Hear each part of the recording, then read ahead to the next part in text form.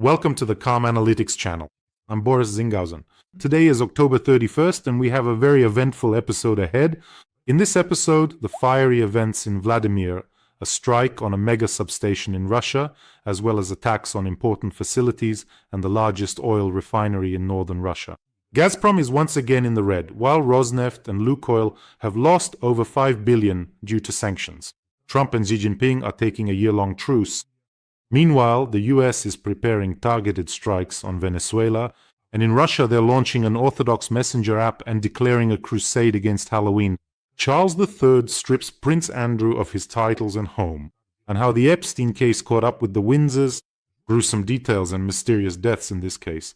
The Kremlin is furious that the West wasn't frightened by Putin's wonder weapon, and Putin's advice to the people: eat more shrimp, salmon, and other useful tips for Russians. All this and more in today's episode. There's a lot of interesting stuff ahead. If you're new to the channel, subscribe so you don't miss future episodes. And as usual, we start with sanctions from Ukrainian drones. In response to the ongoing strikes on Ukraine's energy facilities, Ukrainian drones and missiles were sent to the swamps to show Putin that Ukraine won't let it slide. During last night's strikes, a thermal power plant in Orel, Russia, was damaged. Part of the city was left without electricity, as well as a substation in the Vladimir region. There were also explosions at an oil refinery in Yaroslavl. Let's go into a bit more detail. One of the largest oil refineries in northern Russia has been damaged. Its capacity is designed to process 15 million tons of oil per year. In terms of primary processing volume, this Slavneft-YANOS refinery ranks 5th among all oil refineries in Russia. It got hit and hit hard. And there were 2 strikes at once on one of the most important substations.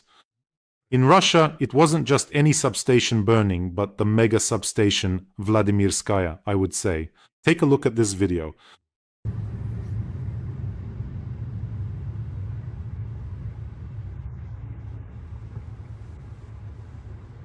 And just so you understand, the Vladimirskaya substation is 750 kilowatts, one of the largest and most powerful in Europe, located, as you might have guessed, in the Vladimir region, and is a strategic hub of Russia's unified energy system. By the way, the facility is located on Energetikov Street in the settlement of Energetik. Well, that's some imagination. Moreover, this substation supplies electricity to the central region, including Moscow, Vladimir, Nizhny Novgorod, and partially Ivanovo regions. In general, it also participates in transmitting power from the Kalinin nuclear power plant to the Kostroma GRES and other major energy sources. So this is a very serious facility. The stable operation of this substation is critically important for the reliability of the energy system balance of the Russian Federation. Basically, if the operation of this substation is seriously disrupted, a chain reaction of instability in the power grid is guaranteed. And there's a morning video. I got it today. Russians are driving past this burned-out substation, which is still on fire. They really set it on fire pretty well there, to say the least. By the way, besides this, there are quite a few such mega-large, serious facilities in Russia. Just the Yamal Cross alone is worth mentioning. And let me remind you, that's the place where as many as 17 major gas pipelines converge at a single point. Can you imagine what would happen if a pink flamingo landed there? Well, anyway, the thermal power plant in Orel, Russia, was also blown up. Take a look at this video now.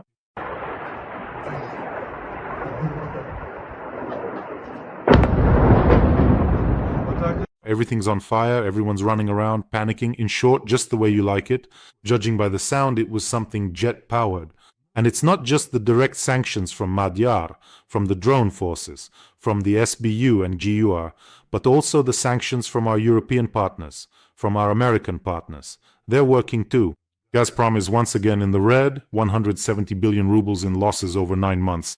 So who will be the one to save Gazprom, I wonder? That's right, the Russians. When everything was going well for Gazprom, when money was flowing like a river, that's when the profits were shared among Putin's inner circle. But when problems arose, it was ordinary Russians who had to pay off the debts. That's how things work in Russia. And let me remind you, it actually took some effort to ruin Gazprom. So Putin really does have these destructive skills. Whatever he touches turns into complete rubbish. And his company, the gas monopoly, is no exception. And Lukoil and Rosneft have already lost over $5 billion since the sanctions were imposed. So now Lukoil is urgently trying to get rid of its European assets. Well, what can you do? A sharp drop in stock prices in the first 2 trading days. More than $5 billion in losses for Rosneft and Lukoil. Mostly, of course, it's Lukoil. Almost 3.7 billion of that is just them. And the crafty, let's call them crafty, Indian colleagues decided they could bypass the sanctions. And now the largest oil refinery in India, Indian Oil Corp, has already purchased 5 batches of Russian oil for December, but this time from companies that are not under sanctions. So look how clever they are. Now on paper they'll be buying not from Lukoil or Rosneft, but from some Roskoil or Lukneft, for example. Now they'll just print some pounds there, but that's not how it works. Jokes don't work when it comes to American sanctions. So they buy the oil but say we bought it over there now, you see? Modi, of course, yes, India and China are the 2 countries that saved the Russian economy. Simply saved it. In other words, if it weren't for the record increase in purchases from India and the rise in purchases from China, Putin would have had problems financing this war a long time ago. Well, yes, but I think now they're going to find out, as they say, how much roofing felt costs in Odessa. There is other news as well. For example, Donald Trump, in his conversation with Xi Jinping, didn't even bring up the topic of Russian oil purchases. Let me remind you, Donald Trump and Xi Jinping agreed on a 1-year truce, or a pause if you prefer, from the tariff war and, on China's side, from the embargo on rare earth metals. In other words, they decided not to hit each other for now. But Donald Trump also thought, why bring up unpleasant topics for Xi Jinping? So the topic of Russian oil, or more precisely its purchase, wasn't brought up at all. So then, what's the point of the sanctions? All right, let's say China doesn't comply with these American sanctions. What would be the cost for them then? The US is preparing to strike military targets in Venezuela. The Wall Street Journal reports that the White House has already identified targets used for smuggling prohibited substances. Among them are ports, maritime facilities, airports, and runways that could be destroyed. The other day, Maduro, the Venezuelan dictator, addressed Trump in English, well, in his own Maduro English. It looked extremely strange. Like a parrot, he kept repeating, "No war, no war, no war." I thought it was some kind of joke, like someone had made a meme. No, he really did repeat the same phrase several times, and I immediately realized that all dictators have some kind of mental issues. Otherwise, they wouldn't become dictators. And now I think we're about to see a repeat of that. That is, strikes are about to be launched, and I'm sure they will be. Maybe it won't be a massive, devastating strike, but there will definitely be some, just for show. And Maduro, who shouts no to war, well, no one is even talking about war. There will be precise, targeted strikes on facilities used for smuggling. The most interesting thing is that Maduro's government has announced that it has deployed 5,000 Russian Igla systems to shoot down American military aircraft. So they actually thought that the United States was going to fight them like this.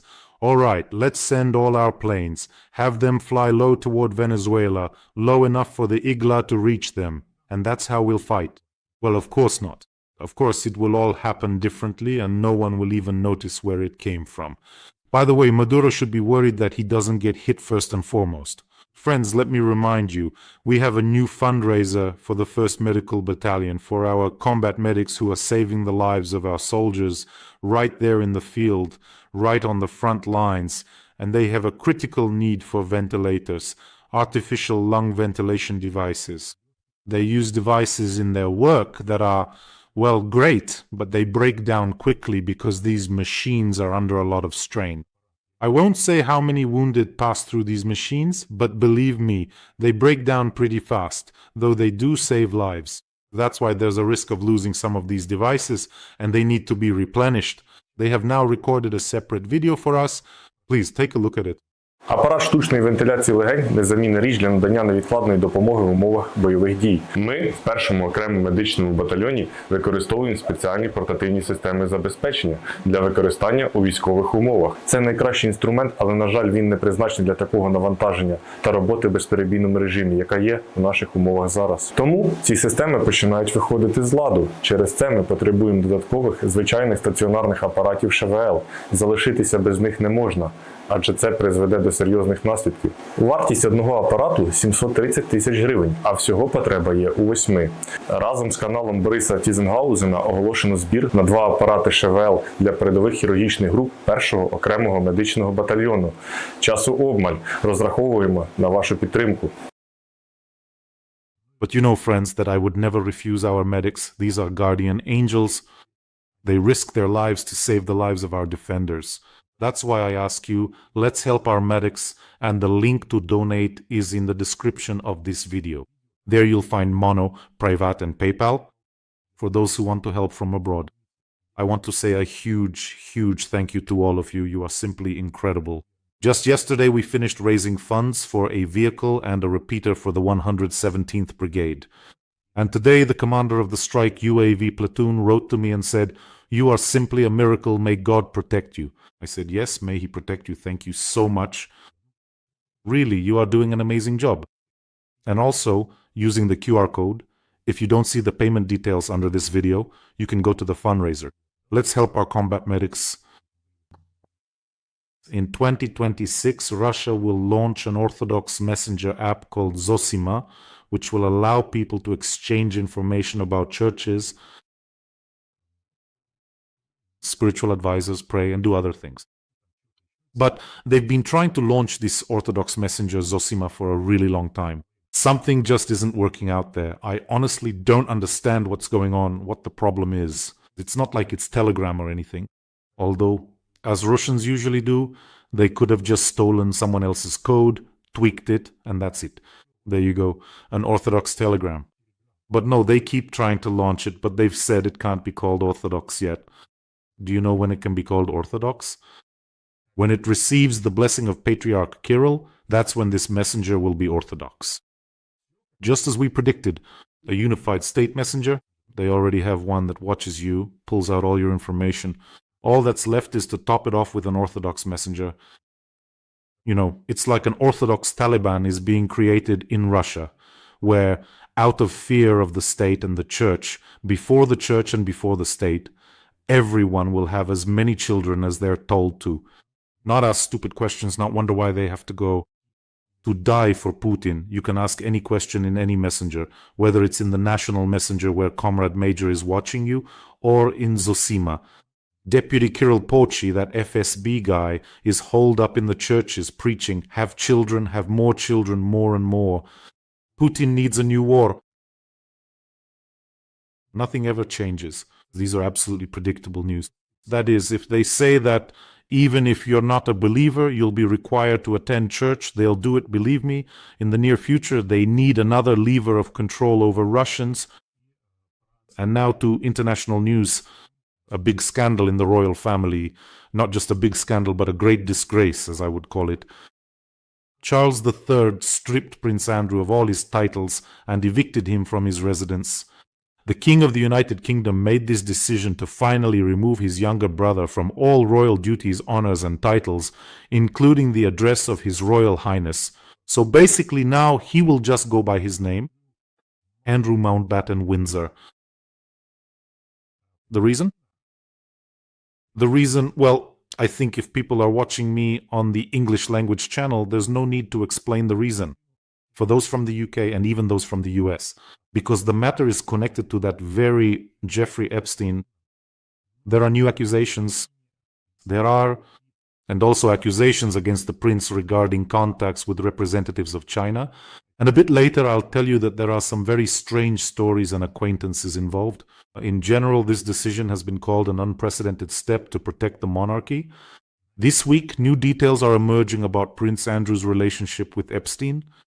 And it became known that Prince Andrew hosted Epstein, his friend Ghislaine Maxwell, and the American producer Harvey Weinstein, who was also later convicted of similar crimes. He hosted them at his home during Princess Beatrice's 18th birthday celebration. This was in 2006.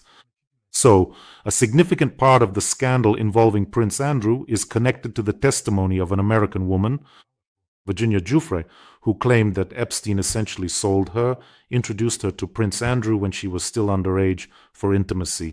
And then in April, after a lengthy investigation, Giuffre unexpectedly committed suicide, even though there were no apparent reasons for it. But in October, the reason the case took a new turn, the reason why Prince Andrew is being stripped of his titles, is because in October, Giuffre's memoirs are published, and in them she describes in absolutely horrifying detail what happened to her on Epstein's island, as well as the involvement of Prince Andrew and other girls who were under 18. By the way, Prince Andrew was photographed with Epstein during a walk in Central Park, New York in 2011, which in fact provided grounds to assume that their relationship was much closer, even though Prince Andrew denied everything, claimed he was never anywhere, knew nothing, and so on. But later, Prince Andrew paid around £12 million to Giuffre's charitable foundation, and a financial settlement was reached. Well, if you're not guilty of anything, you probably wouldn't be throwing around that kind of money. But the story is truly horrifying, both with Epstein and with the prince, who has cast such a stain on the entire royal family. In general, there are a lot of dark stories trailing behind this prince. Meetings with Gaddafi's son, with the son-in-law of the former president of Tunisia, who was accused of money laundering, and there were plenty of such questionable meetings. Why did he meet with them? What did he offer them in return? What issues was he trying to resolve? We still have yet to find out about that. By the way, there are several pieces of evidence linking Prince Andrew to Timur Kulibayev, who is the son-in-law of former Kazakh President Nursultan Nazarbayev. As a result of the leak of US diplomatic cables through WikiLeaks, it became known that in 2010 the son of the British Queen sold his luxurious house to Kulibayev for £15 million. And it was reported that Kulibayev paid $3 million more than the market price and also transferred these funds through a number of offshore companies. And where does such generosity come from? And somewhere, we've already seen and heard of similar schemes when a house was bought significantly above market value. And just in case, let me remind you that Epstein himself was a keeper of secrets about high-ranking politicians and celebrities who visited his estate, and there when he was found dead in his cell. August 10th, 2019, there are a lot of oddities both in the conditions of his detention and in the circumstances. First of all, shortly before his death, his cellmate was transferred out of the cell, leaving him alone. Secondly, the surveillance cameras were turned off on the night of Epstein's death, for some reason. And thirdly, the guards who were supposed to check on him every half hour did not perform their duties that night. So many coincidences. It really feels like this case is vast, and one day it will become a real bombshell when all the details are made public and possibly new witnesses come forward. But you can see how this case is accompanied by the strange deaths of key witnesses and the accused. So of course this is an extremely serious story. By the way, friends, don't forget to subscribe. We're fighting a battle here against Russian propaganda and universal evil, so if you haven't subscribed yet, be sure to do so. Very soon will be many here. A whole army of light will gather, but on the main channel we already have 460,000, and on the English language channel we've passed 13,000. So subscribe and let's find out how many reasonable people there are on this planet. Well, in Russia it seems they've decided to overachieve on their plan to blackmail the West, catch up and surpass. The West should be begging Putin on its knees not to use the Burevestnik and Poseidon, declared State Duma Speaker Vyacheslav Volodin, who claims these wonder weapons have supposedly boosted Russia's defense capabilities. Putin boosted them. He told you about them, didn't he? So that means they exist. According to him, the countries that harm us should go and bow before the Supreme Commander-in-Chief. That is, to Palishev and Datrion, I mean to Putin, just so Russia doesn't use these types of weapons. This is pure rhetorical circus, really, just Volodin showing off.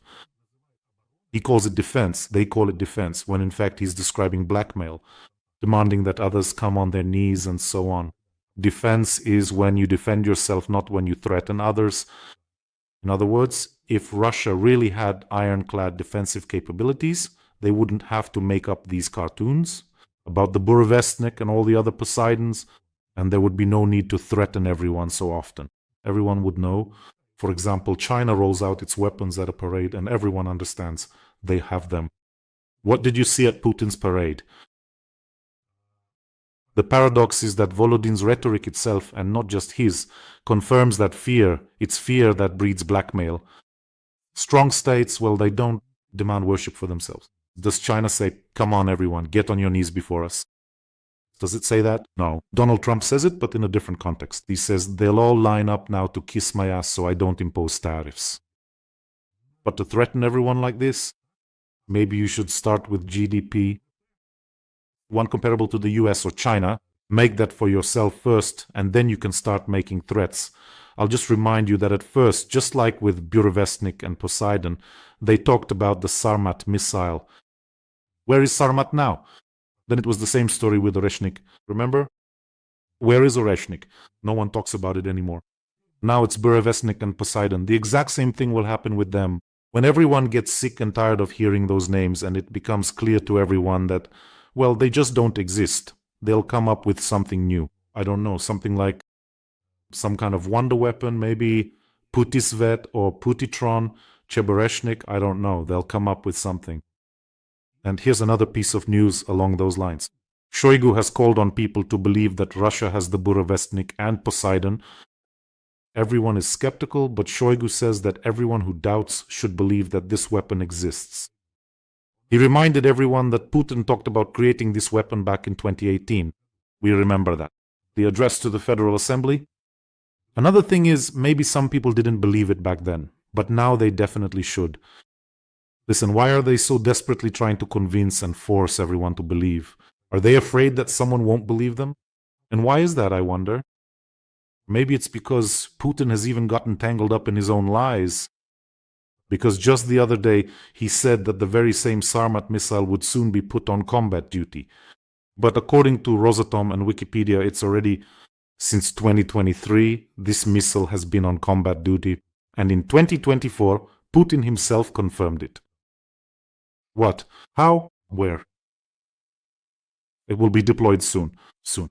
Now he'll say that the Burevestnik has already been deployed and Poseidon too. Well, it's clear enough.